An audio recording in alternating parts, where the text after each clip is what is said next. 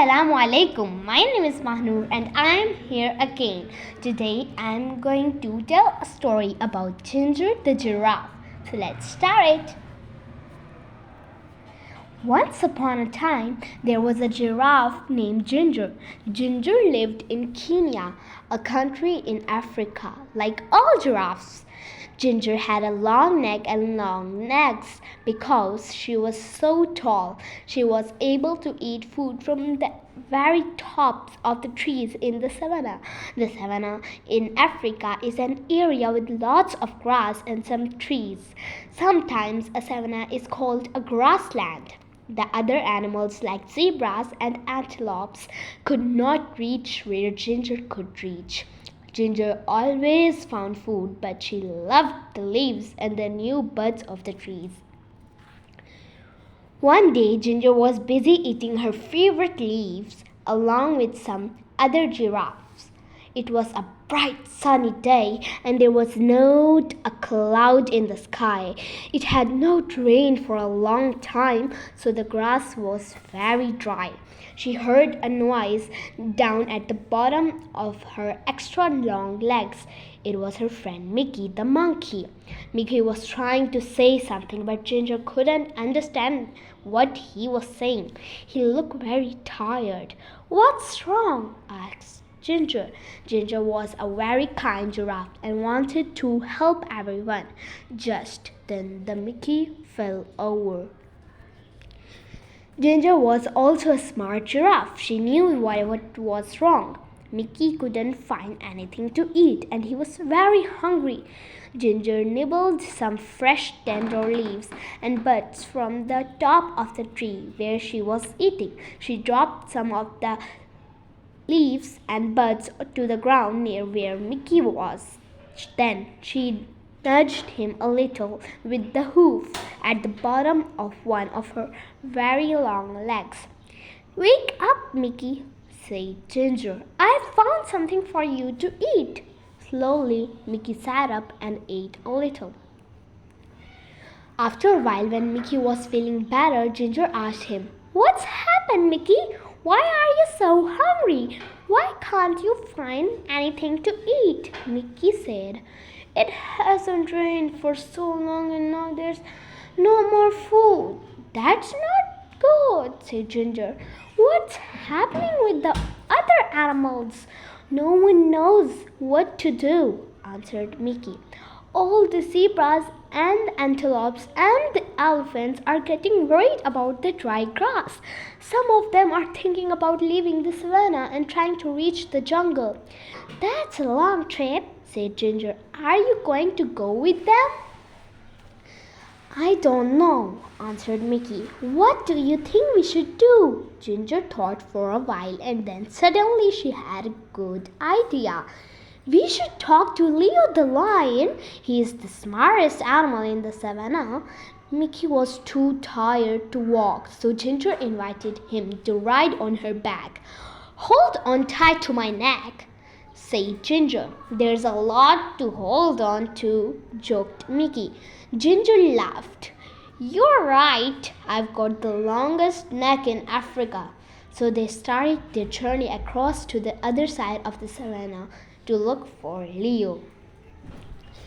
Ginger and Mickey were in luck. Leo was sitting up on a rock and he was really easy to see as they walked through the grass. "Hi, Leo," they both shouted. Leo had been napping and was a little grumpy when they woke him up, but he was polite and said, "Hello, Ginger and Mickey. Why did you walk the whole way across the savannah just to wake me up?" But he was joking. He had a smile on his face. "Mickey says that there's no food left on the savannah because it's been so dry," said Ginger. "Do you have any ideas?" Leo thought for a while. He said, "There's nothing we can do about the rain. It will come soon, but we can't be sure when it will arrive. When the rain came, all the plants will grow again and there will be lots of food for everybody." He thought a little, longer. The only thing I can think of is for everyone to move closer to the forest, he continued. There will be more things to eat there, but I know it's a long trip and will not be very easy. It might take days to get there. Ginger and Mickey looked at each other and then looked back at Leo. Thank you, Leo, said Ginger. It's probably best if they all try to get closer to the jungle. They said goodbye and then walked back across the savannah.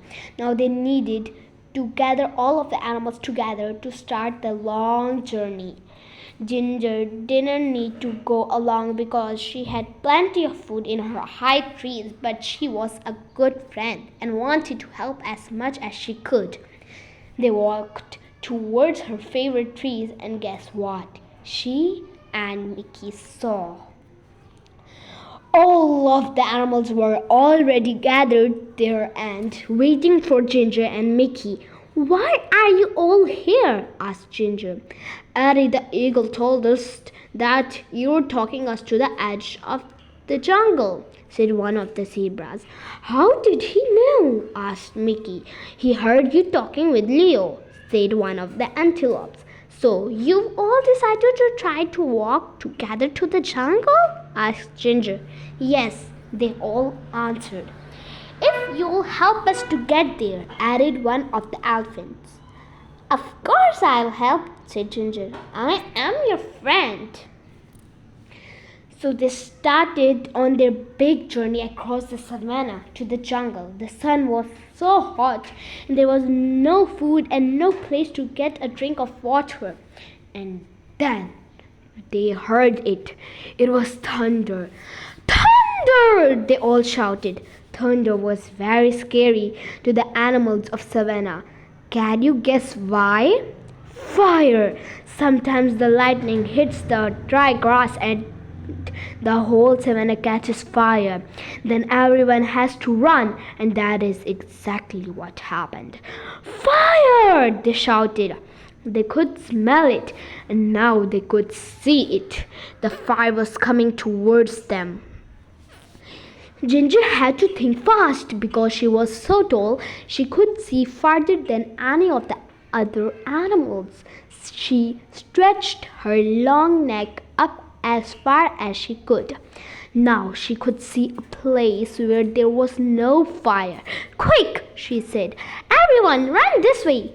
All of the animals followed her and ran as fast as they could. Soon they were out of danger. They stopped and gathered together one more time. Is everyone here? Ginger asked. She wanted to make sure they were all safe.